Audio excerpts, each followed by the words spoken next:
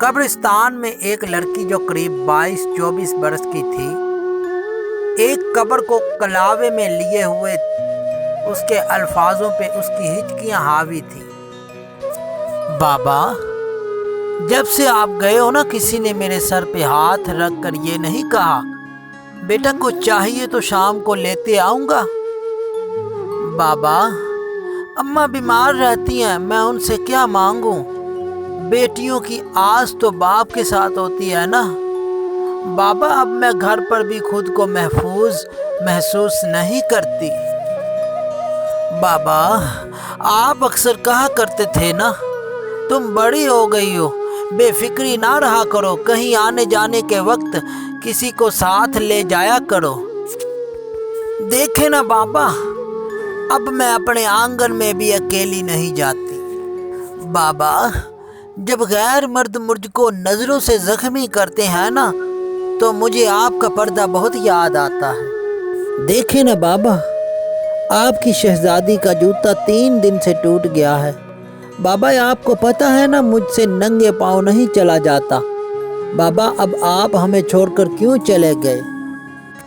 बाबा, आपको पता है, अब मैं नौकरी करती हूँ। मेरा मैनेजर बार बार मुझे दफ्तर बुलाता है और कागजात पेंसिल के बहाने मेरे हाथों को छूता है। अगर मैं कुछ कहती हूँ तो उसके बाद वो काम भी मुझसे करवाता है जो कल का होता है। बाबा, मुझे नौकरी नहीं करनी, मुझे उन हरीस लोगों के सामने अपनी इज्जत को पामाल नहीं करना। आप अल्लाह जी के पास हैं ना, इनसे कहें कि मेरी बेटी अकेली है, वो मर्दों की हवस भरी नज़रों से ज़ख्मी होती है, वो उनकी ज़बरदस्तियों से ख़त्म हो रही है। बाबा, मुझे आपका पर्दा महफूज रखता था, अब मेरा पर्दा छिन चुका है। अब मैं किसी की नज़रों से महफूज नहीं रहती। एक बेटी अपने बाप से माशरे की शिकायत करती रही। बाबा, ये दुनिया अच्छी नहीं है।